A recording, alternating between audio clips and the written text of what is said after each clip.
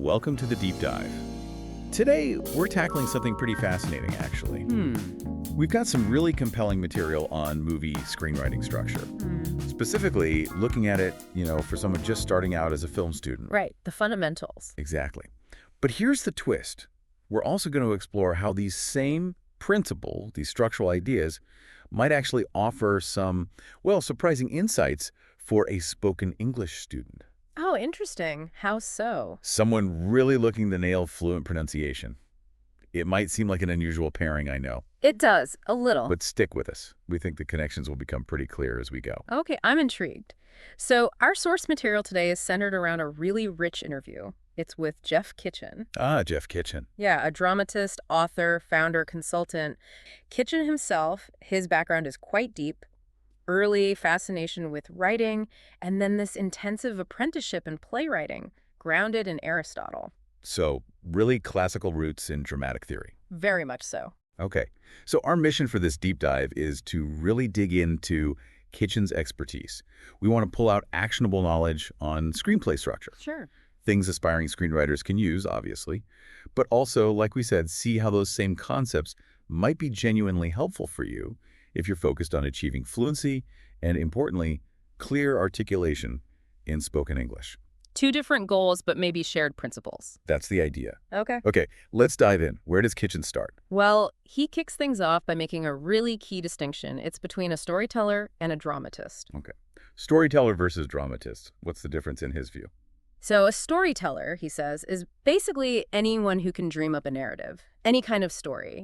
Someone just telling you what happened on their way to work. Right, that fundamental human thing of recounting events. Could be real, could be made up. Exactly. But a dramatist, Kitchen clarifies, takes that raw story material and specifically shapes it, adapts it for performance. Oh, so film, TV, the stage. Precisely. The dramatist's main focus is always on how that story is going to land with an audience, how it's experienced, and crucially, how to keep them absolutely gripped. So it's about engagement. Totally. Strong storytelling skills are, of course, essential. You need a good story. But the craft of the dramatist is distinct. It's about making that story connect powerfully, making it hold the audience. It's about performability, making it gripping. Got it. So it's not just having interesting things happen in the plot. It's crafting how they happen, how they're revealed, to really captivate someone watching, even on their couch. Exactly. And building on that, Kitchen introduces this idea of attack as a storyteller. He credits this phrase to the science fiction writer Alfred Bester. Attack as a storyteller. Sounds intense. What does he mean by attack? Yeah, it's not about aggression, though. It's more about a commitment, a real drive towards originality, pushing beyond the familiar, the comfortable, actively avoiding cliches. Okay, so making a bold choice right from the start, something that grabs you. Yes, an intentional choice that demands attention. Maybe it's a shocking twist, or maybe just a completely fresh perspective on a common experience. Kitchen contrasts this with what he calls lazy writing. Just falling back on the same old croak. Right. He emphasizes that in the, very competitive entertainment world, you often need a degree of outrageousness, something truly unique and attention-grabbing just to cut through all the noise and actually resonate. Makes sense. You remember the films or shows that had that unforgettable hook? They stand out. Now, here's where we can maybe start bridging this to the language learner. Okay, I'm listening. How does a bold attack relate to, say, English pronunciation? Well, think about it like this. Achieving really fluent, clear pronunciation often requires a similar kind of proactive attack on the sounds themselves. Attack the sounds. Go on.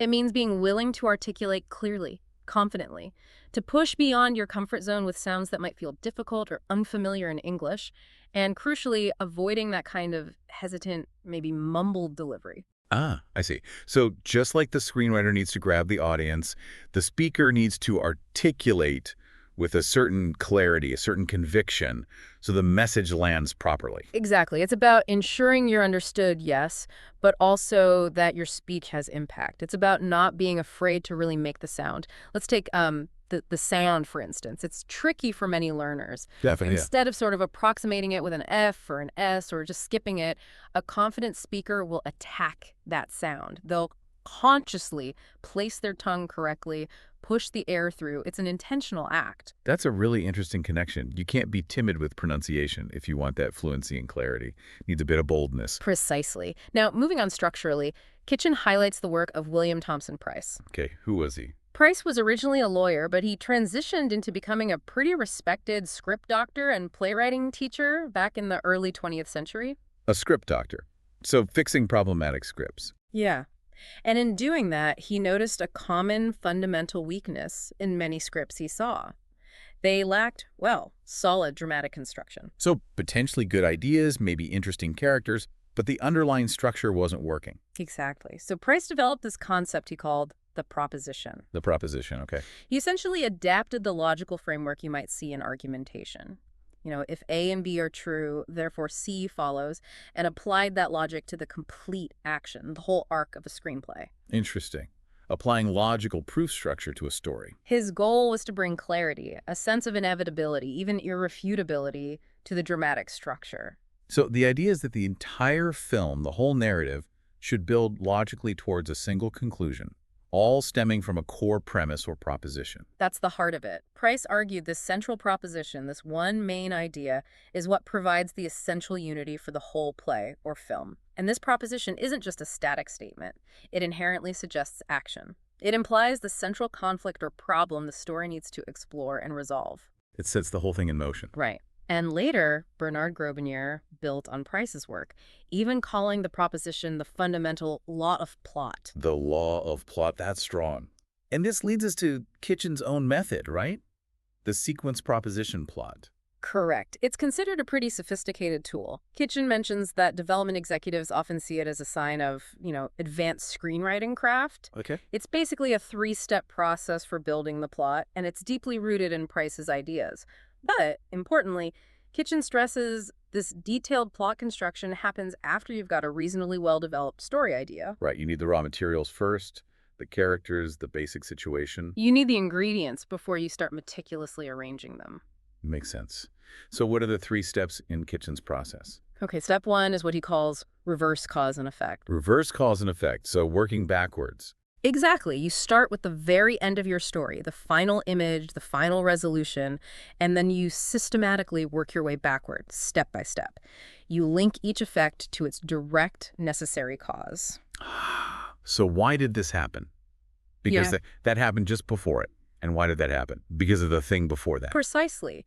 It's incredibly useful for ensuring that your plot progresses logically, and it's fantastic for spotting plot holes or inconsistencies early on before you've written hundreds of pages. Like checking the foundations before you build a house. Very logical. What's step 2? Step 2 is the principle of set it up, touch it off. Set it up, touch it off. Like foreshadowing and payoff. Kind of, but applied specifically at the level of the proposition, that core idea of your story. It emphasizes the dramatic power you get from clearly establishing something important for the audience. Planting the seed. And then triggering a significant consequence related to it later on. It's about grabbing and holding attention through that connection, creating expectation and delivering impact. Okay, set it up, touch it off. Yeah. Makes sense. And the 3rd step? The final step, Kitchen says, is answering the riddle and completing the action. Answering the riddle. This refers to the ultimate resolution, resolving that central conflict introduced by your proposition and bringing the story's main action to its conclusion. He also emphasizes layering in detail gradually. Start with the overall story arc, then break it down into acts, then sequences within acts, and finally flesh out the individual scenes. So big picture, down to the nitty-gritty. Build the frame, then add the walls, then the paint. A very good analogy. And throughout this entire process, there's one critical element Kitchen really hammers home. What's that? The absolute necessity of excluding the unnecessary at every single level of the screenplay. Cut ruthlessly. Yes. It's paramount for maintaining tight, focused, dramatically impactful action. No wasted space. So that means any scene that doesn't directly advance the main plot, gone. Any character who doesn't serve the central conflict, gone. Everything must contribute to that core proposition. Exactly. And Kitchen's definition of dramatic action is important here. It's not just physical stuff like car chases or fights. Right. It's any state of affairs that keeps the audience deeply engaged, wondering what's next, keeps them on the edge of their seat. He emphasizes every single scene must push the story forward through clear cause and effect. A causes B, B causes C, and so on. A chain reaction. Okay, now let's loop back again.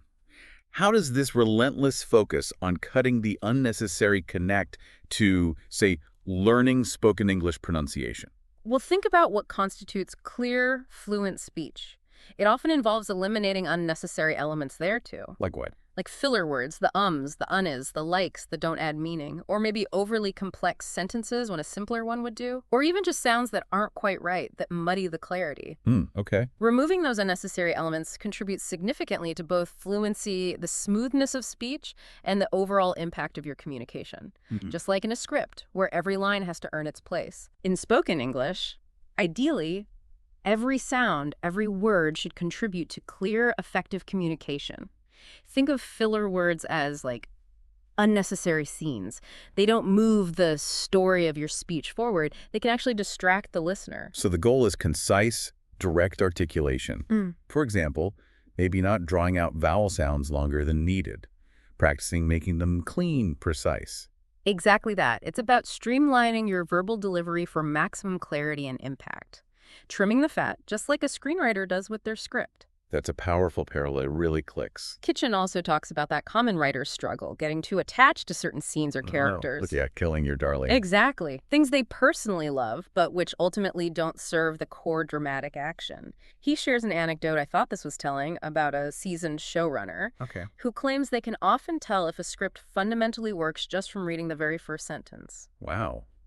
That's experience talking. It highlights that gap, doesn't it?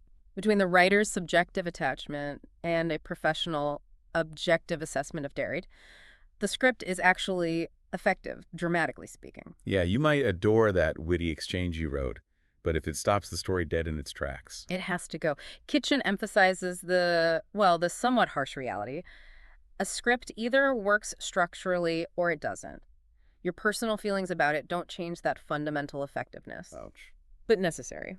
He also briefly touches on how non-professionals often generate ideas. Sometimes it's similar to prose, dreams, personal stories, mashing unrelated concepts together. Right. But they often lack that crucial next step, the ability to critically evaluate their own work through that professional lens of dramatic structure and effectiveness.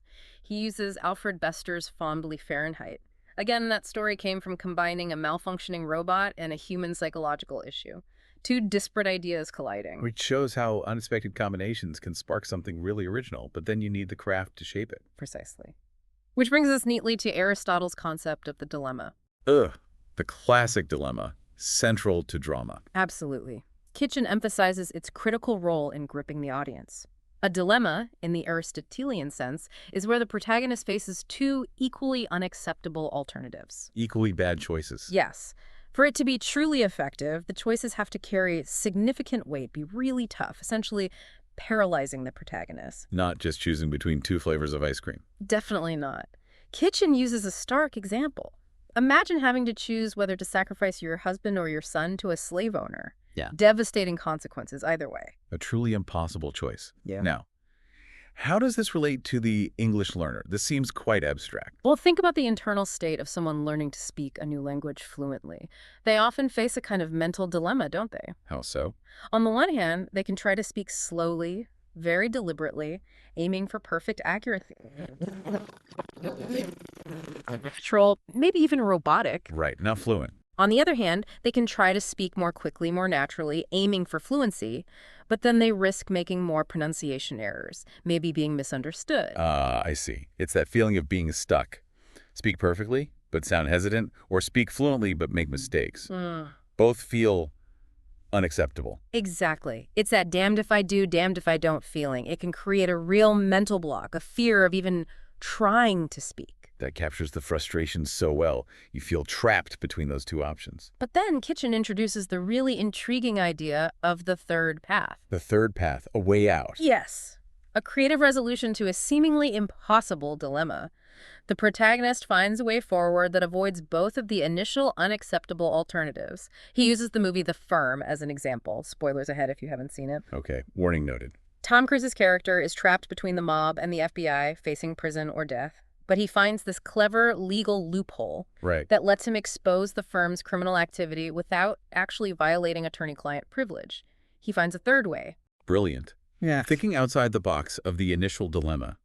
So for the language learner. For the language learner, the third path could represent finding effective strategies that allow them to improve both fluency and accuracy. Maybe not perfectly, but simultaneously. Wow.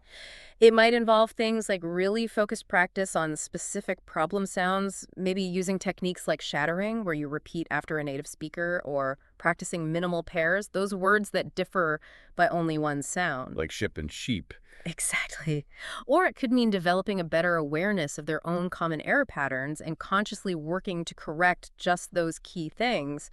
It's about finding a way to progress without feeling constantly paralyzed by that accuracy versus fluency trade-off. That's incredibly encouraging. It reframes it. It's not necessarily either. There are strategies, a third path, to navigate both challenges. And Kitchen stresses, for the dilemma in a story to be really compelling, you need to amplify the stake. Raise the stakes. Make the potential consequences, the gains and losses, feel huge. The more that's on the line, the more emotionally invested the audience becomes in seeing how the protagonist gets out of it. It cranks up the tension. Makes the resolution, especially if it's a clever third path, feel much more satisfying. Exactly. Now, Kitchen shifts gears a bit here, introducing the concept of cognitive apprenticeship. Cognitive apprenticeship. Okay, what's that? It's a learning method inspired by traditional apprenticeships, learning a craft by working alongside a master, but it focuses specifically on developing cognitive skills. Thinking skill. Yes, the underlying thought processes, the habits of mind of an expert in a field, rather than just learning rules or surface techniques. Kitchen said he discovered this concept while developing his own writer training program. So it's about learning how an expert thinks, not just what they know. Precisely. He connects this to the science of learning and how expertise is acquired. He talks about deliberate practice. Anders Ericsson's work, right? Yes, he mentions Ericsson's book, Peak. Deliberate practice, that focused, intentional practice with a very clear goal, is crucial for creating and strengthening neural networks in the brain. He talks about myelination. Making the pathways faster and more efficient. Like paving a dirt road, turning it into an information superhighway, he suggests. The more you practice a skill correctly with intention, the stronger and faster that neural pathway becomes. So for our language learner, this really underscores the importance of focused pronunciation practice. Not just casual repetition, but deliberate effort on tricky sounds. Exactly. Even if it feels challenging or, frankly, a bit boring sometimes, that focused practice is literally building the brain structures needed for fluent, accurate speech. It's training your mouth and your brain intentionally. That reframes repetitive drills. It's not just rote learning, it's brain construction. Kitchen also touches on teaching methods that promote deeper learning, like giving students problems that are slightly beyond their current ability to solve easily. Throwing them in the deep end a bit. Sort of. He calls them think it through exercises. That initial struggle, trying to figure it out yourself, actually increases engagement and makes you more invested in understanding the solution when it's revealed. Like wrestling with a puzzle before you see the final picture. You understand it better because you put in the effort. And this applies beautifully to language learning too, doesn't it? When you encounter a difficult pronunciation rule or a tricky sound pattern, actively trying to figure it out yourself, noticing patterns, experimenting before looking up the answer can lead to much deeper, longer-lasting understanding. Instead of just being passively told the rule. Right. He also mentions metacognition. Thinking about thinking. Yeah, the ability to evaluate your own learning process, to notice what strategies are working for you and adjust accordingly. A really key skill for any learner. Absolutely. Being aware of how you learn best. Okay, shifting gears slightly again, Kitchen talks about generating a really great premise for a story. The initial idea. Yes, and he brings back that attack as a storyteller idea. Having a sense of adventure, of depth, being willing to push boundaries, but still finding a way to connect with a wider audience. Needs that spark, that boldness, but also resonance. And he introduces a specific tool here, the 36 dramatic situations. Oh, I've heard of that. Isn't that an old concept? Very old. Goes back centuries. Apparently intrigued figures like Goethe and Schiller. It's essentially a catalog, a comprehensive list of fundamental story patterns and recurring human conflicts that seem to underpin countless narratives. Like universal story building blocks. Kind of. Kitchen suggests it's a fantastic brainstorming tool. You can use it to identify elements already in your story, uncover new possibilities for plot or character, complicate your dilemmas even further. Make things harder for the protagonist. Exactly. Or suggest different character types, potential resolutions. It can even help shake things loose if you're stuck. He stresses using it playfully, flexibly. Sounds like a great way to look at your story from different angles, find hidden potential. Definitely a resource worth exploring. Finally, Kitchen addresses the concept of theme. The underlying message or idea. Right. The philosophy, the governing idea of the story. He makes an interesting point. Theme often isn't something you decide rigidly at the start. It emerges. Often, yes. It clarifies itself organically as you write, as the story unfolds. Having a partially formed sense of it can be a crucial guide, though. So you don't impose it, you discover it within the story you're telling. Ideally. And he highlights that the way your protagonist ultimately resolves their central dilemma, especially if they find that third path, often reveals or crystallizes the story's underlying theme. The choices reveal the meaning. He also cautions against being too attached to your initial idea of the theme if the story itself seems to be pulling in a different direction. You have to listen to the story. Let the story lead sometimes, rather than forcing your preconceived message onto it. Exactly. He quotes William Thompson Price again here, who said, "Theme provides the spiritual atmosphere of the work, the clue to the intention. It's that deeper resonance." That sticks with you after it's over. Okay, so let's try and synthesize this. What are the core takeaways for our listener, keeping both the screenwriter and the English learner in mind? Well, I think the big takeaway is that these principles of strong dramatic structure, they're not just for writers. Crafting that compelling dilemma, ensuring logical cause and effect, exploring a meaningful theme, having that intentional attack. Right. These offer really valuable insights for anyone who wants to communicate more effectively, whether you're telling a story on screen or trying to express yourself clearly in spoken English. So whether you want to keep an audience glued to their seats or you want your listeners to understand your English effortlessly, that shared focus on clarity, on intentionality, like through deliberate practice, and especially on cutting out the unnecessary change. That seems key. Absolutely. Eliminating those unnecessary hesitations, filler words, or unclear sounds in speech is like cutting unnecessary scenes in a script. It tightens everything up, makes it more impactful. So here's a final thought, maybe something provocative for you to consider. How could you consciously apply these principles of dramatic structure? The setup, the rising action, amplifying that central dilemma or challenge, the climax or crisis point, and then finding that resolution, maybe that third path. How could applying that framework to your own learning goals, whether it's finishing that screenplay or nailing that tricky English pronunciation, lead to more engaging and maybe ultimately more successful results? That's a fascinating question to ponder. Could structuring your learning like a compelling narrative make it more effective? Thinking about your challenges as dilemmas to be overcome with a third path strategy. It's definitely food for thought. Consider those ideas: dilemma, cognitive apprenticeship, that proactive attack mentality in your own pursuits. Thank you so much for diving deep with us today. We really hope this exploration, tailored as it was, has sparked some valuable insights and maybe some new ways of looking at things. Yeah, we encourage you to keep exploring how these principles might connect to whatever you're interested in or trying to learn. And definitely continue looking into dilemma, cognitive apprenticeship, and the power of that focused attack. Lots to chew on there. Absolutely. And if any follow-up questions bubble up from this discussion, do feel free to reach out. Until our next deep dive, keep exploring, keep learning.